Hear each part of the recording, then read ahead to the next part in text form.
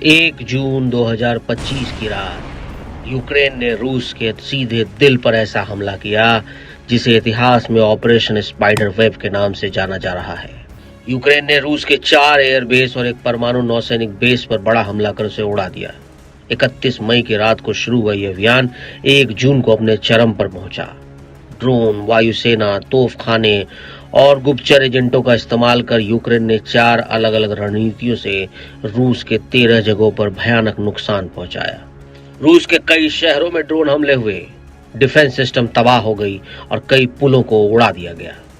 अब रिपोर्ट है कि यूक्रेन ने ये हमले नेटो की मदद से किए हैं। नेटो को यूरोपीय देश यूक्रेन को टारगेट का इंटेलिजेंस दे रहे हैं।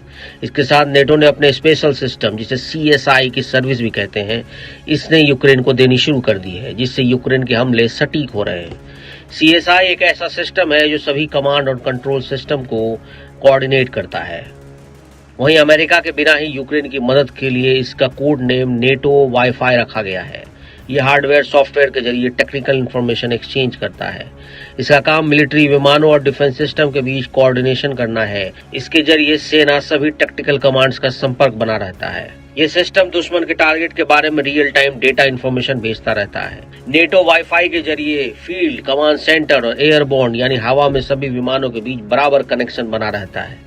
यानी फील्ड में खड़े एक सैनिक से लेकर विमान के बीच हर कुछ कनेक्टेड होता है। अब यूरोप के देश ये मान चुके हैं कि अमेरिका के बिना ही उन्हें यूक्रेन की मदद करनी होगी। अमेरिका का रुख साफ है कि वो यूक्रेन के लिए अपने डॉलर बर्बाद नहीं करने वाला। यूके, फ्रांस ने अमेरिका के रुख को देखते हुए प्लान बी एक्टिवेट कर दिया। यूरोप का कोलिशन ऑफ विलिंग ग्रुप अब लंबे समय तक यूक्रेन को हथियार देने का बंदोबस्त कर रहा है। अमेरिका यूक्रेन में यूरोपीय सैन्य तैनाती के खिलाफ है। अब यूरोप के देश युद्ध जारी रखने के लिए यूक्रेन को मदद देते रहेंगे। माना जा रहा है कि अमेरिका यूक्रेन पर युद्ध विराम का दबाव बना सकता है और इस दबाव को कम करने के लिए यूरोप की मदद से रूस पर हमले किए जा रहे हैं। यूक्रेन ने रूस के 4 एयरबेस और एक न्यूक्लियर नेवल बेस पर हमले किए।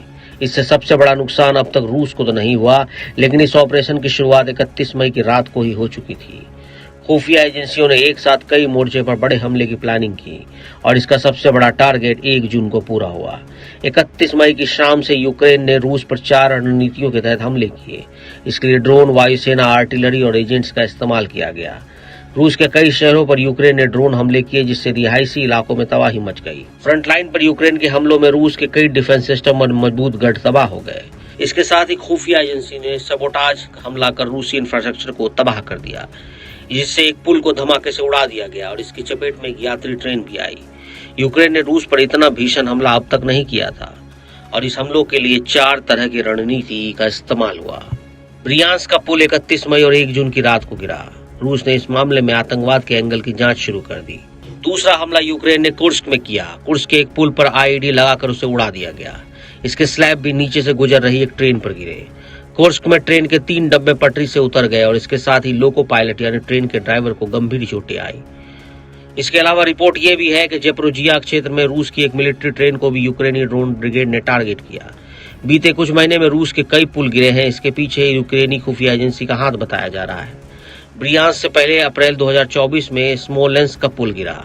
इससे पहले अक्टूबर 2023 में बरियातिया का पुल पर धमाका हुआ। रूस के कुर्स्क शहर पर यूक्रेनी हवाई सेना के हमले में रूसी फौजी ठिकाने ध्वस्त हो गए। स्मोलेंस्क में यूक्रेनी ड्रोन हमले से रूस का एक पंद्रशीर डिफेंस सिस्टम खाक हो गया।